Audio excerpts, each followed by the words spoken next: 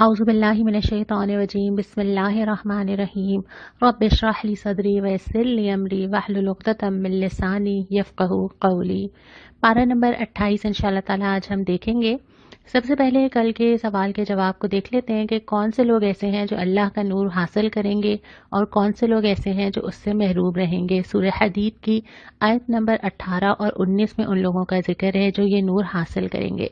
ये वो लोग होंगे जो बहुत ज़्यादा सदक़ात देने वाले होंगे, खर्च करने वाले होंगे, ईमान लाने वाले होंगे, सच्चे होंगे, सच्चाई पर कायम होंगे, रास्ते पर रहेंगे, शुहदा होंगे, अल्लाह की राह में जान देने वाला भी शहीद और अल्लाह के लिए गवाही देने वाला और हक़ के लिए उठने वाला भी शहीद है। फिर उसके बाद कौन से लोग हैं जो महरूम रहेंगे, आयत नंबर 14 में वो हैं जिन्होंने खुद अपने आप को फितने में डाल लिया किसी भी वजह से, या फिर मौका परस्ती की, आसानी में चले मुश्किल में रुक गए, शक में पड़ गए, कुरान पे शक, अल्लाह पे शक, फिर उसके बाद झूठी तवक्कुआत बांधनी कि अल्लाह तो हमें ज़रूर ही माफ़ कर देगा ख्वाह हम कुछ भी करते रहें। अल्लाह ताला हमें ये नूर अता करे। अब हम सिपारे के ऊपर आ जाते हैं। सिपारे में सूरह मुजादला से शुरू होता है, मदनी सूरत है, और हज़रत खौला रज़ी अल्लाह ताला अन्हा को ये एज़ाज़ हासिल है कि अल्लाह ताला ने जिक्र किया कि अल्लाह ने उनकी बात सुन ली। ये बात ये थी कि वो नबी करीम सल्लल्लाहु अलैहि वसल्लम के पास आई थी, बहुत फरियाद करती हुई आई थी और उनके शौहर ने उनको ये कहा था कि तुम मेरी माँ की तरह हो। अरब में जब ये बात कही जाती थी तो उसके बाद औरत और मर्द के दरमियान तफरीक हो जाती थी, जबकि हज़रत खौला के शौहर सहाबी जो थे वो एक उम्र के एक हिस्से में भी थे और उनको उनकी ज़रूरत भी थी और वो बहुत परेशान थी। अल्लाह ताला ने एक तो सबसे पहले मज़म्मत की है कि ये बात नापसंदीदा भी है और झूठी बात भी है जो किसी को नहीं करनी चाहिए, लेकिन अगर ये कर बैठो तो फिर ताल्लुक़ से कबल ग़ुलाम आज़ाद करो, वो ना हो तो 2 माह के रोज़े, वो भी ना हो तो 60 मिस्कीनों का खाना। उसके बाद फिर काना फूसी की मजम्मत की गई है कि आपस में सिरगोशियाँ करना, एक दूसरे के कान में बात करना, यहाँ तक कि मजलिस में भी अगर 3 लोग हों तो 2 लोग आपस में इस तरह बात ना करें कि तीसरे को नागवार गुजरे। कोई छुप के बात करने की कोई मौका भी है तो वो नेकी और तकवा की बुनियाद पर ही होनी चाहिए।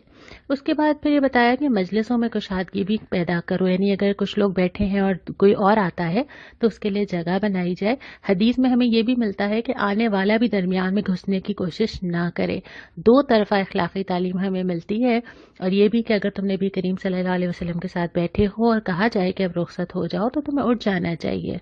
और फिर नबी करीम सल्लल्लाहु अलैहि वसल्लम से अलैदगी में अगर कोई बात करनी है, जो लोगों की बहुत ज़्यादा फरमाइशें होती थी जो आपको मुश्किल में मुब्तला करती थी, तो पहले सदका दो।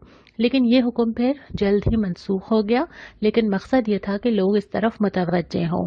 उसके बाद हिज़्बुल्लाह और हिज़्बुश शैतान दोनों का जिक्र किया है कि शैतान की पार्टी वाले लोग कैसे होते हैं और अल्लाह की पार्टी वाले लोग कैसे होते हैं। और इसमें बुनियादी पहलू ये है कि दोनों अपने अपनी जगह पे उन लोगों से मोहब्बत करते हैं। हिज़्बुल शैतान जो है वो ऐसे लोगों से मोहब्बत करते हैं जो कि अल्लाह के बागी हैं, और हिज़्बुल्लाह जो है वो ऐसे लोगों के करीब रहते हैं जो अल्लाह की राह पे चलते हैं। उसके बाद सूरह हशर शुरू होती है। सूरह हशर कबीला बनु नुज़ैर के मदीना से निकाले जाने पर तबसरा है। इस कबीले के साथ नबी करीम सल्लल्लाहु अलैहि वसल्लम ने मुआहदा किया था, लेकिन उन्होंने मुसलसल इसकी खिलाफ वर्जी की। बदर में भी निकलते हुए हिचकिचा रहे थे, पर कत्ल की साजिश भी की। तो उसके बाद फिर इनको अल्टीमेटम दिया गया कि वो मदीना से निकल जाएं, और फिर वो वहाँ से निकले। तो उसके ऊपर जिक्र है, और जो वो सामान छोड़ के निकले थे उस सामान को जो मुसलमानों के कब्ज़े में आया, ये कानून बताया गया कि इस तरह की कोई चीज़ जिसमें तलवारें नहीं चली तो ये माले गनीमत नहीं है, ये बैतुल माल में जाएगा, और इसका कायदा बताया गया, इसको फ़े कहा जाता है। फिर एक अहम तरीन दफ़ा है इस्लामिक कॉन्स्टिट्यूशन की, जो रसूल तुम्हें दे दे वो ले लो, और जिससे रोके वो रुक जाओ। ये हमेशा मेरे और आपके लिए है कि नबी करीम सल्लल्लाहु अलैहि वसल्लम का फरमान और आपकी हदीसें। उसके बाद अंसार और महाजरीन की तारीफ़ की गई है, उनकी नेकी की। महाजरीन ने किस तरह अपने घर बार छोड़े और अंसार ने किस तरह उनसे चीज़ें शेयर की, और इसी का जिक्र करते हुए फरमाया कि फ़लाह या कामयाबी इसी में है कि इंसान दिल की तंगी से बच जाए। उसके बाद मुनाफिकीन की दोरंगी का जिक्र करके अहले ईमान को मुखातिब किया गया है कि देखो अल्लाह का खौफ इख्तियार करो, और ये ज़रूर तो देखो कि कल के लिए तुमने क्या तैयारी की है, अल्लाह को भूल ना जाना। اس کے بعد قرآن کی عظمت کا ذکر ہے کہ پہاڑ پہ بھی اگر اتارا جاتا تو اس کی ہیبت سے ریزہ ریزہ ہو جاتا. یہ ذمہ داری آج تمہارے پاس ہے. اتنی اہم ترین عظمت والی چیز. اور اس کے بعد اللہ تعالیٰ کے اسماء الحسنہ ہے. ہر صفت ایک وسیع مفہوم رکھتی ہے، اور ہر صفت انسان کو سمجھ آ جائے تو اس کی زندگی بدل جاتی ہے. اس کے بعد سورہ ممتحنہ شروع ہوتی ہے، جو مدنی صورت ہے. شروع میں ہی فرمایا کہ اللہ تعالیٰ کے دشمن تمہارے دوست ہو ہی سکتے. انسان انہی لوگوں کے ساتھ جڑتا ہے جن کے اور اس کے خیالات ملتے جلتے ہوں نا. یہ کیسے ہو سکتا ہے کہ محبت اللہ تعالیٰ سے، دوست اللہ تعالیٰ کے دشمن؟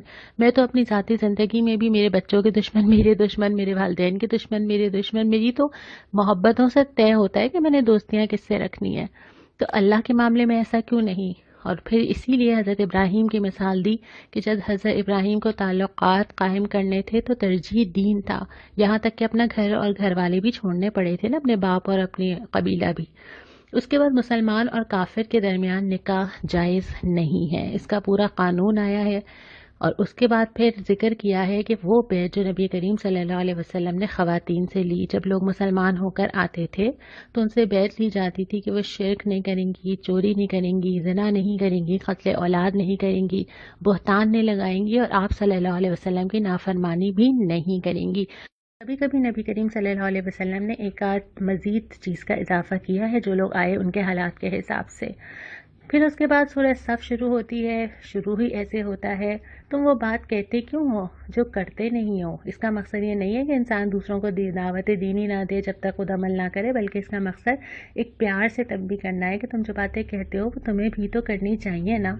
اس کے بعد تعریف کی گئی ہے کہ اللہ کی راہ میں صف بستہ ہو کے جو لوگ لڑتے ہیں نا، سیسا پلائی ہوئی دیوار کی طرح، ان سے اللہ تعالیٰ بہت محبت کرتا ہے. اور پھر حضرت عیسیٰ اور موسیٰ کا اپنی قوموں کو مخاطب کرنا. اور پھر اس کے بعد اللہ تعالیٰ کا یہ فیصلہ ہے کہ اللہ تو اپنا نور پھیلا کر رہے گا.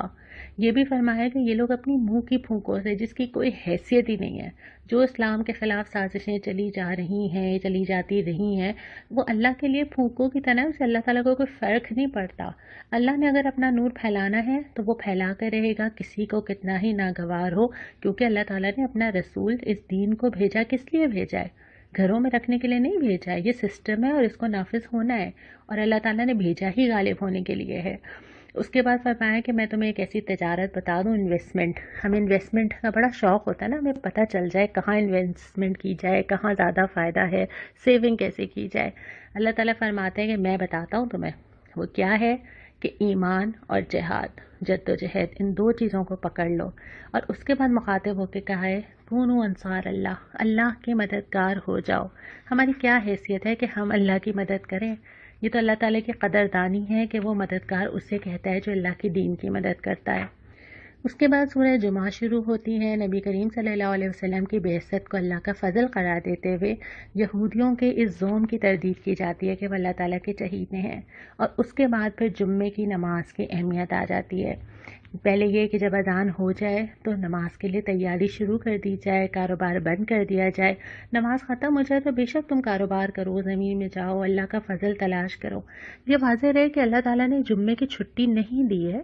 جمعہ تعطیل کا دن نہیں ہے، لیکن اگر کبھی تعطیل کرنی ہو، جمعہ شعار ہے. جس طرح یہودیوں کے لیے ہفتے کا دن ہے، مسلمانوں کے جمعے کا دن جو ہم نے پہلے پڑھا تھا کہ اسلام کے شعار میں سے ہے. اگر ہمیں تعطیل دینی ہی ہو تو پھر جمعہ ہی ہونا چاہیے. اگر نہیں ہے تو کوئی بات نہیں، لیکن اگر ہماری فرسٹ چوائس ہو تو پھر وہ فرائیڈے ہو، تاکہ لوگ جمعے کی تیاری کر سکیں. اور جو ہم آس پاس دیکھتے ہیں کہ ہمارے جمعے کتنے متاثر ہو گئے ہیں ورکنگ ڈے ہونے کی وجہ سے.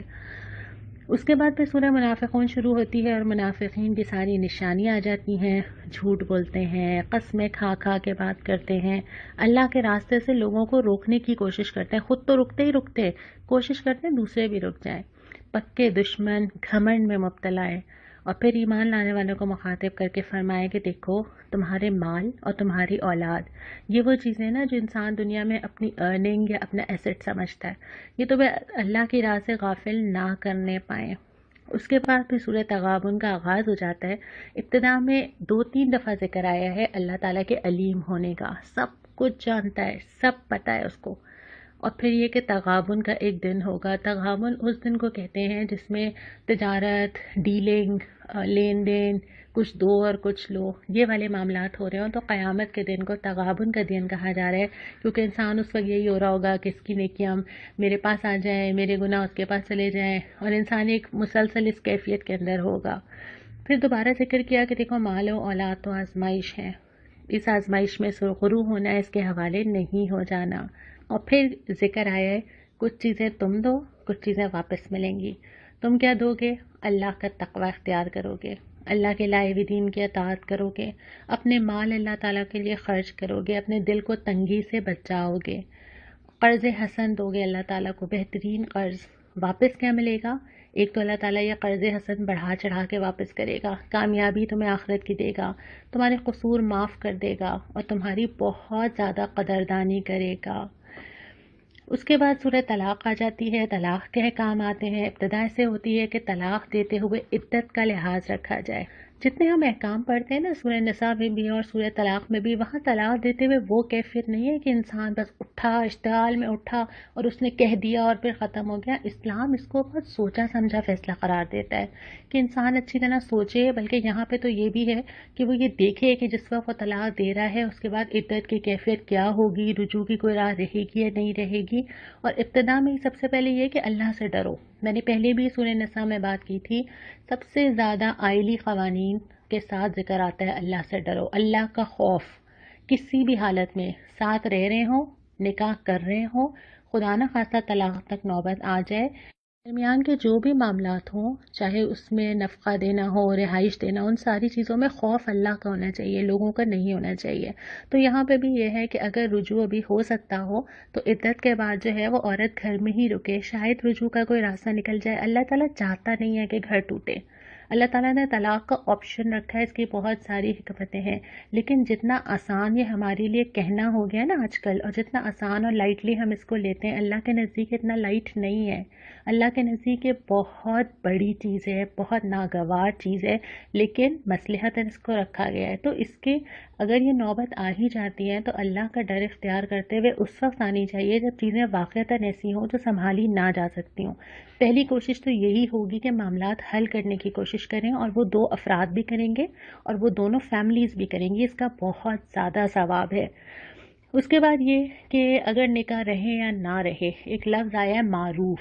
معروف سے کام کرو، یعنی نیکی کے ساتھ جو بھی ڈیلنگ ہوگی بہت نیکی کے ساتھ، خوف خدا کے ساتھ ہوگی.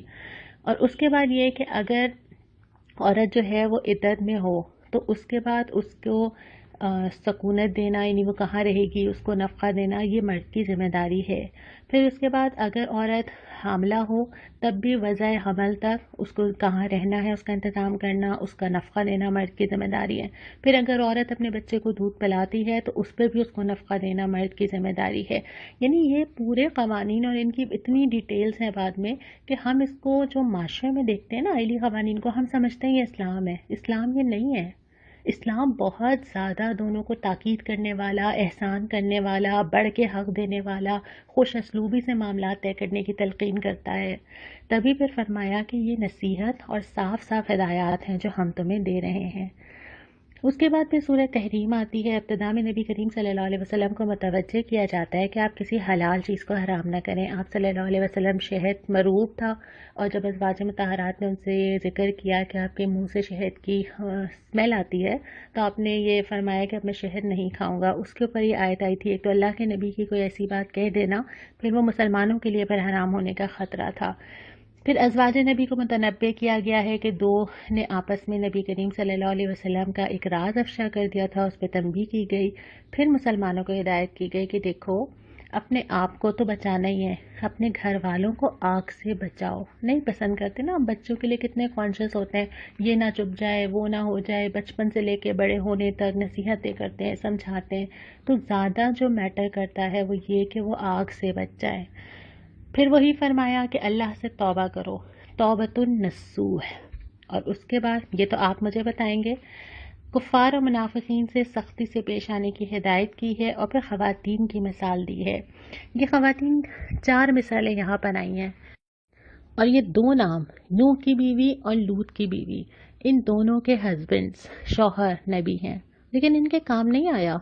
بس اس کا مطلب یہ ہوا کہ مردوں کا دین مردوں کے کام آئے گا، عورتوں کا دین ان کے اپنے کام آئے گا. یعنی آپ کے گھر کے لوگ کتنے ہی نیک ہوں، آپ کے شوہر کتنے ہی عبادت گزار ہوں، کتنا ہی انفاق کرتے ہوں، ان کا رجسٹر الگ بن رہا ہے اور میرا رجسٹر الگ بن رہا ہے. ان کی نیکی کے سائے میں نہیں جنت میں چلی جاؤں گی، میرے اپنے معاملات الگ طے ہو رہے ہیں.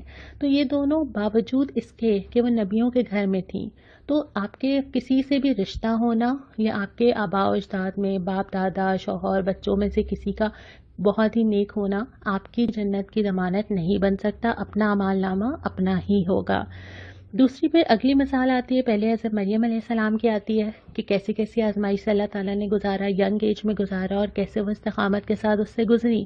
اور دوسری آتی ہے فرعون کی بیوی کے، کتنے عذرات ہو سکتے تھے نا، کتنے آرام سے کہا جا سکتا تھا میرے تو حالات اتنے سخت ہیں، میرے تو شوہر اجازت نہیں دیتے، میرے گھر میں تو یہ کیفیت ہی نہیں ہے، میں کیسے دین پہ چل سکتی ہوں. بہت اچھا کیس بن سکتا تھا نا. انہوں نے اسی میں سے راہ نکالی، اور ایسی نکالی کہ آج اللہ تعالیٰ نے قرآن میں ذکر رکھ دیا کہ کئی 100 سال بعد بھی مسلمان پڑھتے رہیں اور رشک کرتے رہیں. تو میرے اور آپ کے پاس کیا ریزنز ہیں؟ ہمارے پاس کیا وجہ ہو سکتی ہے کہ جب ہم اللہ تعالیٰ کے پاس جائیں تو ہم اللہ تعالیٰ سے کیا کہیں گے کہ اللہ تعالیٰ اتنی پرابلمس تھیں زندگی میں، کیا بتائیں گے؟ دنیا بہت تھی، بہت کام کرنے پڑتے تھے گھر میں، بہت مصروفیات پھیلی ہوئی تھیں، بہت کچھ جانا ہوتا تھا، لانا ہوتا تھا، بہت ملنا ہوتا تھا. یہ ریزنز ہوں گے ہمارے پاس. ہو سکتا ہے اگر میں ٹھیک کہہ رہی ہوں کہ کیا ہمارے پاس یہ ریزنز ہوں گے کہ ہمارے گھر والے ہمیں اسلام کا نام لینے پہ مارتے تھے، ہمیں گھر سے نکال دیا گیا تھا، ہمیں اتنا مارا گیا تھا کہ ہمارے جسم سے خون نکل آیا تھا، یا ہمارا نان نفقہ روک دیا گیا تھا. کیا ریزنز ہے؟ واقعی ایسے حالات فیس کر رہے ہیں ہم؟ نہیں کر رہے ہیں نا. بات یہ ہے کہ اپنے دل کو منانا ہوتا ہے. جب انسان اپنے آپ کو راضی کر لیتا ہے نا کسی بھی چیز کے لیے، پھر وہ ایسے ایسے راہیں نکالتا ہے، خود ہی اپنا کیس تیار کرتا ہے، خود ہی اس کو پتا ہوتا ہے کہ میں نے کیا چیز کیسے کرنی ہے، ٹائم ٹیبل بھی آگے پیچھے ہو جاتا ہے، وقت بھی نکال لیا جاتا ہے، ترجیحات بھی طے ہو جاتی ہیں. تو بہت ساری چیزیں ایسی ہوتی ہیں جس میں ہم سمجھ رہے ہوتے ہیں کہ ہم دوسروں کی وجہ سے نہیں بڑھ پا رہے، اصل میں ہم خود ہی اس کی سب سے بڑی وجہ ہوتے ہیں. اس کے بعد پھر میں آپ سے آج کا سوال کر لیتی ہوں. آج کا سوال یہ ہے کہ سورہ تحریم کی آیت نمبر 8 میں توبۃ النصوح کا ذکر ہے. کیا ہوتی ہے یہ توبۃ النصوح؟ یہ آپ مجھے انشاءاللہ تعالی آج لکھ کے بھیجیں گے. آج کے سے بارے میں 2 دعائیں آئی ہیں سورہ حشر میں اور سورہ ممتحنہ میں.